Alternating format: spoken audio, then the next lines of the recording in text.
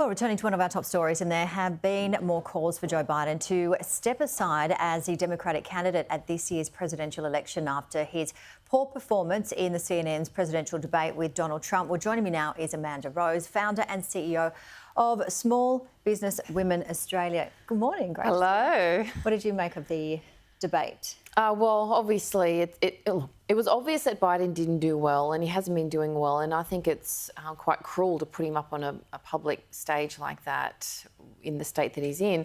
But it's people's reaction that was interesting. So it's kind of like happens in a lot of places that people's hate towards someone makes them blindly follow another. And that's what's happening with people that support Biden after that debate. They hate Trump so much because of many reasons. Sometimes it's a bit out of control, but some are justified. But so they support Biden. Instead of just putting them both aside and go, what does their party actually represent when it comes to policies on small business, policies on housing and all the important issues? But it's become this, I either hate Trump, hate Biden or vice versa, and it's getting a bit ridiculous.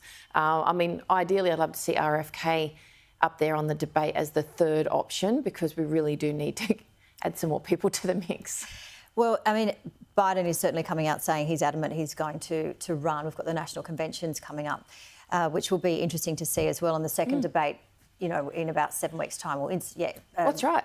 So, I mean, yes, that question of is it cruel to get him up there, but he certainly seemed like he wanted to. Well, that's right. But also, you know, if you look at how he acted, now, if we reverse it, if Trump behaved the way that he had in that debate, it'd be front page news, get him down, he's not, he shouldn't be president and so forth. And it's a reflection of how, in Biden's case, there are people running that country, not Biden. Right? He's just the front man. They get him out there to do his bit. But when Trump was in, he was making a lot of the decisions himself. So it's very different there. It's not comparing apples with apples. I'd love to see the people who really are running the country get up there and debate Trump. And there were a lot of fact checks by organisations and a lot of false claims and exaggerations by both of them. That's right. That's politics. Did that get more of a, you know, should that have been more of a... But the thing is, this is what people like. And this is why I say to people, stop, you know, believing everything you hear when it comes to an election time in particular, regardless of what country. They will say anything, whether they're hating on someone or promising the world. We see it in Australia. You get promised everything and delivered nothing. So, you know, we really have to do our work. And regardless of what people say, go and do your research to find out if it's true. What we are getting promised tomorrow is the stage 3 tax cuts, increasing... Which won't even make a dent in the people's ability to, you know, live and pay bills and buy, you know, in housing. It's quite sad. There's also going to be job cuts, which you have, of course, in the media industry as well. So yes, and that's the thing. So often, back in the day, people were talking about quiet quitting, you know, just do your bit, bare minimum. And now there's massive job cuts and people are freaking out. So this is a good lesson on live within your means, work hard, don't overwork, obviously, but do, you know, your job well, build relationships, but always be looking for an opportunity to, you know, solidify your role where you are, because massive companies are slashing jobs, but small businesses are closing down. And if 1,000 small businesses are closing down per day across Australia, then more jobs will be lost there. So you've got from both ends. And then we're going to have high unemployment, which is increasing. And the government's saying that they're, you know, we've created 880,000 jobs. A majority of them were just government jobs. Actual jobs that people need and to be able to survive with are disappearing. And what are you hearing from people in the small business?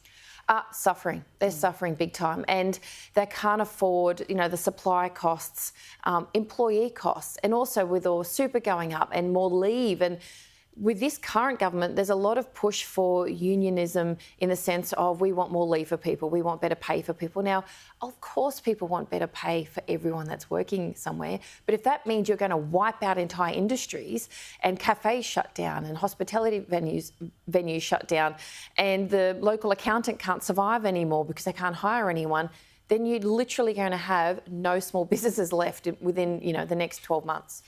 There was an article in the Sydney Morning Herald titled, "Why are women retiring at 54? It's Yes. not because they are sick." That's right. So that was an article by Maria Kovacic, Senator for New South Wales, and it's really interesting. There's an inquiry happening in federal parliament at the moment about menopause, and the issue was women don't want leave. We don't want more leave for everything. It's more the fact of we want people to be able to, if we want to turn the aircon on, or if women want to have a fan on their desk, let them go. So it's taking away the stigma that this is a reality of life, and to stop either mocking them, making fun of them, or making their life difficult, and don't make them feel ashamed for being normal. We've got a quick grab of Maria. Let's play it now. Despite half the human population experiencing menopause, it remains an uncomfortable and taboo subject. During the Senate inquiry into menopause, many women have recounted feeling scared, confused and even traumatised by their symptoms and their experiences when seeking medical help. Through the course of the hearings we have heard so far, the women speaking have given evidence offering some very simple solutions: flexibility and awareness, two straightforward concepts that can be easily integrated pretty much anywhere. We're in 2024. It's about time, isn't it? It's ridiculous. I mean, the fact that a woman feels shame because she needs to take a jacket off in a meeting, or someone mocking her saying, "Oh, I've got hot flushes, have you?" It's absolutely appalling. And I think we need to change the attitudes and the stigma, because really, if they're retiring at 54, they're at their peak. They've got the wisdom and the experience. And if that was a man, he'd be ready for a CEO role. Great to see you, Amanda. Thank you.